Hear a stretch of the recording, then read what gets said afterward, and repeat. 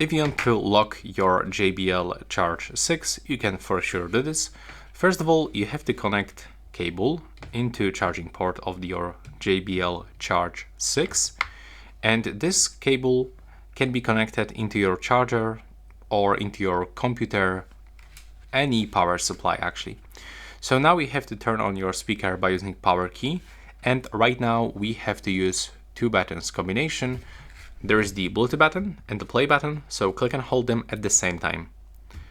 And what you have to do right now, we just have to wait until the speaker turns off and until the speaker turns on back.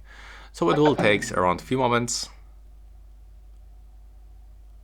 Keep holding and now release. And take a look. Now when I'm gonna unplug that cable, the speaker turns off automatically, and now nobody will be able to actually turn it on. For sure, this icon will light up, but it's gonna disappear after a few moments, so don't worry. Nobody will be able to actually use your speaker right now.